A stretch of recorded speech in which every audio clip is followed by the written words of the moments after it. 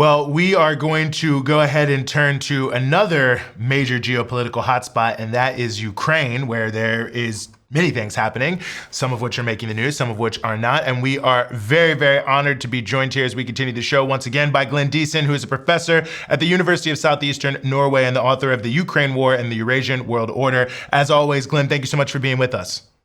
Oh, my pleasure. Well, I want to start here with the sort of outbreak. We've seen protest here around the change to the anti-corruption bureau, as it were, in Ukraine, some level of disquiet in the Western media and Western governments, it seems, with Zelenskyy for this move and maybe some other things. I mean, do you think that there's any real, possibility of a shift away from Zelenskyy as president? I mean, I know he canceled the election, so I don't know exactly how that would play out. And if so, what kind of impact do you see that having on the peace process? Well, probably a positive impact on the peace process. I do think that Zelenskyy is not really offering what it's required to achieve a peace. He's more or less feeding the idea that what is required is this unconditional ceasefire. In other words, just freeze the war, all the front lines where they are. But nothing has really been resolved because the Russians, of course, invaded 3 years ago because they argued that NATO can't be permitted to entrench itself in Ukraine. So they want, first of all, neutrality for Ukraine. So I think this is the most important thing, that the Russians do not see it possible to reach any peace under Zelenskyy. Now, regarding there's also some indications, though, that the United States might also feel the same way, because if the US wants to end the war, they might also have reached a conclusion that it's not possible to do under Zelenskyy. Seymour Hersh published an article lately where he reported that according to some of his what's the word I'm looking for, sources. That the United States was thinking of replacing Zelenskyy as well. That is, they would like Zelenskyy to leave and ideally replace him with Zaluzhny. So I think this is, so this could be in the works. Now, I think the story, though, about how Zelenskyy is undermining democracy is not, it's not completely fair. I mean, he's no friend of democracy in Ukraine, but the so-called anti-corruption bodies, the independent ones that he would like to reduce the control of, they very much outsource a lot of the sovereignty to Western powers.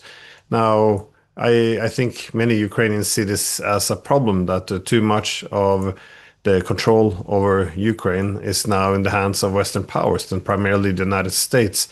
So I don't think it's all black and white. Even Ukrainians who have been very critical of the government, who are now also supporting this move because they see this as a form of foreign control over Ukraine. As foreign presidential candidate Yulia Tymoshenko, she made the point that these were quasi-colonial structures in which sovereignty had been handed over to the United States.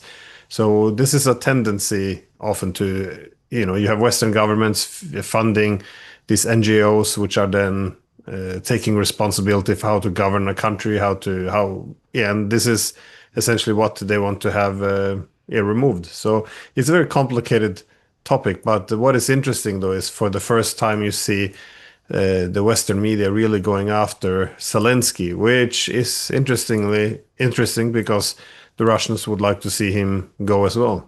Mm-hmm. Well, and in that vein, I mean, I wonder how you're interpreting the new EU package of sanctions. And I mean, we've talked about this on this show before. Trump's, he's always got some number of days, but the 50 days we're going to bring in the, even the worst sanctions you've ever seen. I mean, does this feel like, it's realistically trying to do anything to help Ukraine win the war, or is it kind of maybe last second pressure, if you will, on Russia to make them a little more pliable to negotiate because the EU and the US would like to see it maybe come to a close? Well, again, the question is why 50 days? Why so long? So, one of the explanations could be that this is to put more pressure on Russia ahead of negotiations. But if the negotiation over peace is an unconditional ceasefire, then it seems kind of pointless because from the Russian perspective, they went in again 3 years ago. They suffered greatly. And now they're at the cusp of victory, and they're going to suddenly freeze the front lines, and possibly Ukraine would become a de facto NATO member, or at least pulled into the NATO orbit. So they're not going to do this. And from their perspective, it's the whole negotiation power. The reason why the Ukrainians and the Europeans would be willing to accept neutrality for Ukraine is exactly because Russia is making huge advances in Ukraine. The attrition ratio is very much in Russia's favor and only keeps getting more and more in Russian favors as well. So without the continuation of the conflict, there will be no pressure on the NATO to accept any painful concessions. And painful concessions is what the Russians ask for. They want an end to NATO expansion and also acceptance that some of the territories, have been lost. It's a good point, and I think it's an important point about how many people in the West understand how this conflict even evolved, because the West has asked Russia for many painful concessions since the fall of the Soviet Union around NATO being pushed right up against it. And I feel there's still so much of a discourse that acts like Russia just sort of randomly invaded Ukraine, as opposed to this long period of time where they were essentially being pushed and pushed and pushed to accept something that is, whether people like it or whether they don't like it, obviously core to the identity of the role Russia would like to play both in Europe and in the world more broadly. Yeah, well, this is really at the heart of the problem, because after the Cold War, initially we had agreements with the Russians to create an inclusive European security architecture where all European countries were part of it, and security would not be one enhancing security at the expense of others, but having indivisible security. But then, to pursue hegemonic peace, we did abandon this, and we created a Europe where Russia shouldn't have a voice, a seat at the table. So the main institutions of Europe should be NATO and the EU, which should include all countries except for Russia, the country now in Europe with the largest territory, the largest population, the largest economy in terms of purchasing power parity, and also the largest army. So the idea that if we just cut them out of all institutions, they have no voice anymore, then they would go away. No, the only thing that happened was it only left Russia with the military to assert itself. So it doesn't really make any sense. So I think the main thing we should do is have some self-criticism and be able to, in order to actually find solutions to the conflict that has transpired, because one can criticize Russia's invasion of Ukraine, certainly, but to also then dismiss any legitimate security concerns it has, I think that's very self-destructive. Because again, if you can't diagnose the problem, we can't really solve it. Instead, there's been this almost, let's say, forced compliance around this narrative that Russia just had this unprovoked invasion. It wanted some new territories. The problem is there's no evidence for this. On the contrary, all evidence suggests that the territorial dispute is a consequence of the broken European security architecture. So, but again, this is the mood in Europe now is very aggressive, very hostile. So the ability to recognize the security concerns of our opponents is not really present at the moment. Mm-hmm. And the political mood becoming so hostile, and it's really spilling over to the rest of the world. Of course, we saw with the new EU sanctions package targeting India, Indian companies, some of which are involved with Russia, but others who are not, the flag fleet. And obviously India issuing a statement that they were very unhappy about this. And it really just seems that, of course, some would argue these double standards go way back, but it really is almost forcing a consolidation of countries in Eurasia and Africa and other places that ultimately, if you want to have even the slightest bit of sovereignty, you have to reduce your exposure to America and Europe to be able to protect yourself, because no matter what, if you take the opposite position, no matter how much they court you, no matter how much Ursula von der Leyen is flying and saying we want to work with India and have trade, they're going to try to kneecap your economy.